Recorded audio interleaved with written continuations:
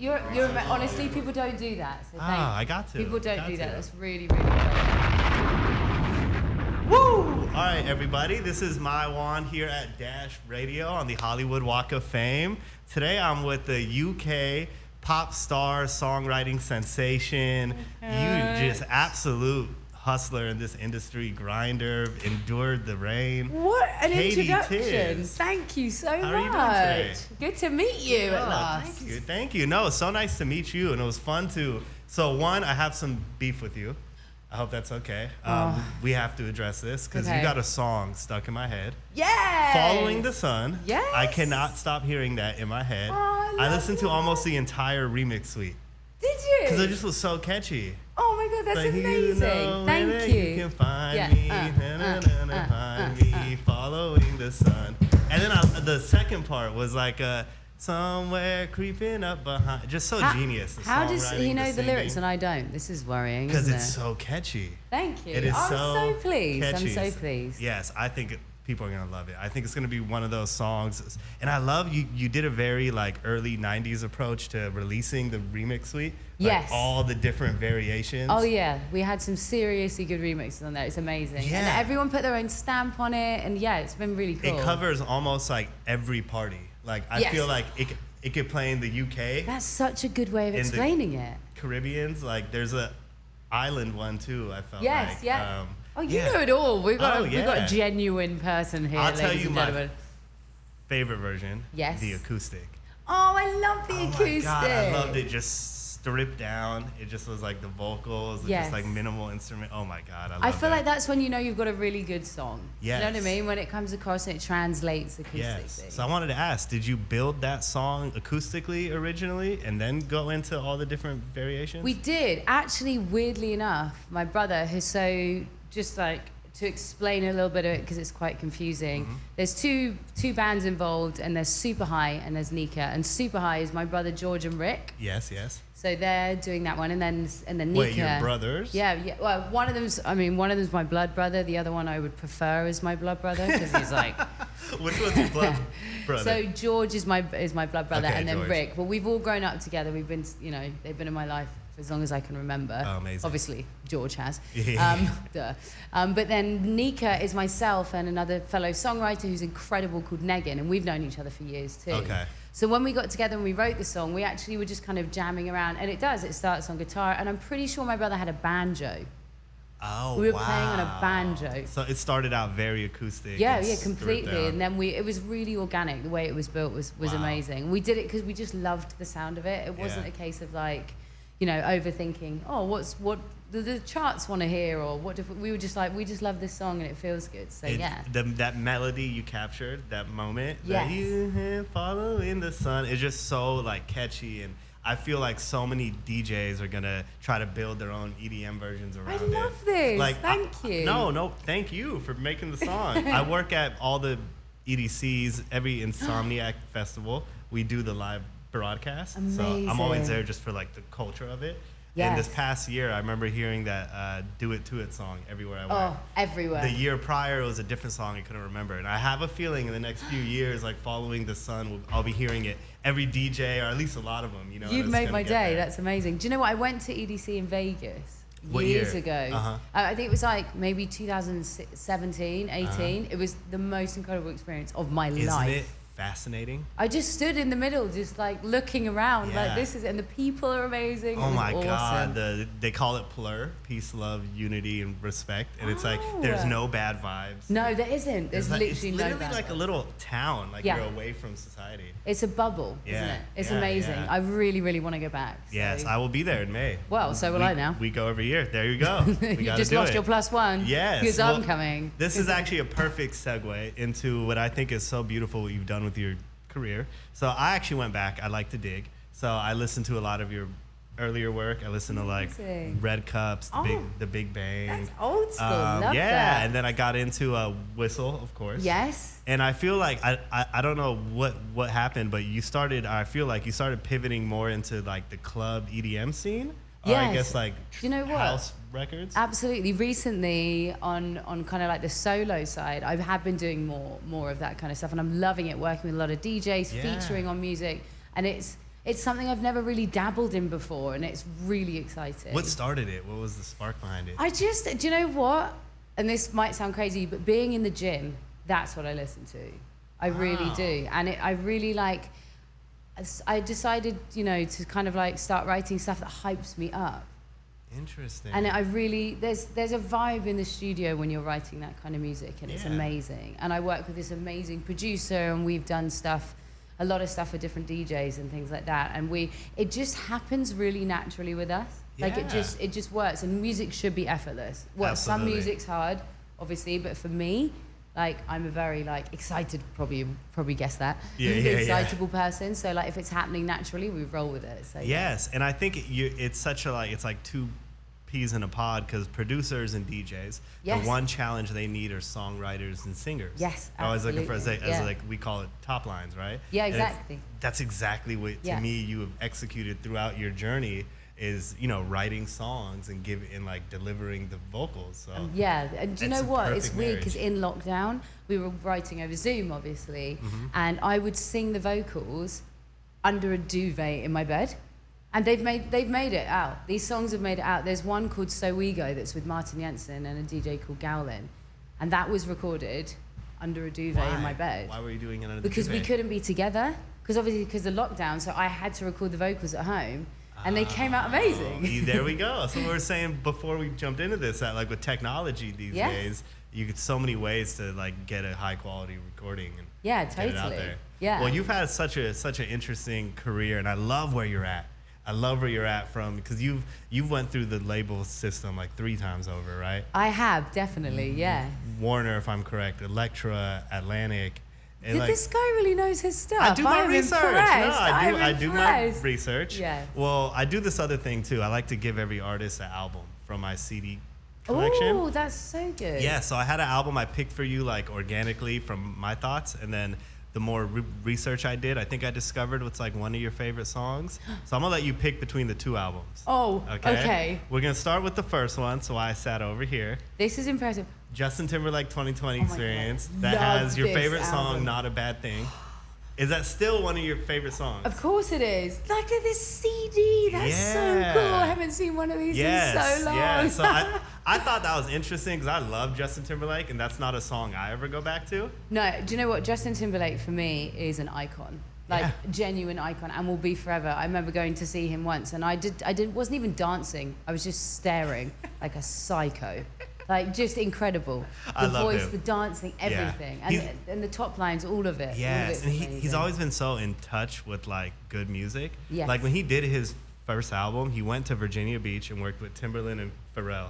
He knew what he wanted. Exactly. He knew he'd create some of the best pop music with them. So I've always loved him. And so anyway, I wanted to let you choose between that album. And this is the one I was going to pick to give you, which is loosely connected with this. Here, we'll leave this up. We'll leave this up. Look at that, CDs, vintage, this baby. one is a little bit different, but this is Timberland's Shock Value. Oh! I don't know if you remember this album, but this is when Timberland made a huge transition into pop.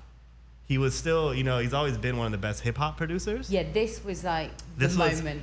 To me, this is when he realized, he's like, oh shit, I can dominate this lane. Like, this is kind of where my career's got me to. I mean, look, I'm just even looking at the songs on here. Do you remember how many big pop songs? He had the one with One Republic. Yes. He had the one with Nelly Furtado. Oh, Nelly and Furtado JT. is like, I just love her. I love her. She's incredible. She's so incredible. Is she from the UK? No. Okay, my No, bad. she's from here. Nelly No Furtado. way. Yeah. I feel like that's racist of me. I assume Nelly Furtado is from the UK. My bad. I'll take it though. I'll take it I for really the thought UK. she was. But you've transitioned in your career now. I think for you, it's been from like, I'd say more traditional pop, like top 40 AC kind of pop music, to this beautiful dance, which really is pop now, but this EDM dance house. And in that album, Timberland went from hip hop to pop. And this is when Timberland hit his prime to me. Yes, exactly. This is a massive check. This is the one for me. Okay, so I wanted you to pick between the two. And I'm going to pump this in my car. Yes, that is for you to keep. Absolutely. But yeah, I really think you've made such a cool transition. Thank you. And it fits. It's exactly, I think, where the next kind of 10, 20 years of music is going to be. Yeah. It's going to be mostly songwriters, but then people who can sing as well. just partnering with DJs and creating these anthems. And do you know what? It's just such an amazing marriage when you get the right fit, you know, Yes. because like DJs and producers are so talented, and it's, as you say, like pop was never really considered before, not how it is now, like more of the EDM stuff. So yeah, it's an amazing, and for me, as much as I am crazy, it's more of a mature music. Do you know what I mean? That I'm kind of growing into. Yeah. Because I love super pop. That will always be like, my heart will always lie there. I like the way you put it, super pop. Super pop. That's a good way to describe it. Yeah. But now I feel like, yeah, it's like I feel like I'm growing with music and I'm maturing. So Absolutely. Not as a person. I don't plan to grow up anytime soon, but with music. No, absolutely. You seem like you have such great energy about you. It's Thank like you. everlasting, like immortal energy. I can see it. Well, like, look at us. We're sat on Hollywood Boulevard doing radio. Right? This is the best thing. How could you not? An incredible artist, like Thank you. Billboard charting numerous times, and you've done it in so many different lanes. So I'm very impressed by that. Do you know what? I'm going to call you every morning for a hype session because this is the best thing I've ever experienced. Yes, I only charge 1 Ethereum per call. That might be a problem. Depending on market fluctuation. No, but you've had an incredible journey, and I think where you're at now is so fitting. And I think your energy and your attitude, like, do you feel like this is like almost like a new career you're starting? 100%. Yeah, and I think, you know, with the pandemic, someone said that the other day to me, and it's really stuck. See, it's had the same. It really got me as well. The pandy. So yeah, with that, I think it gave me and a lot of artists time to like stop for a second and be like, hey, let's try something new. It could go wrong, it could go right, and just see if it works. And for me, it's worked. And with the Following the Sun song, that's been amazing because like the four of us, we've all worked together a little bit, but not as like literally the four of us writing together.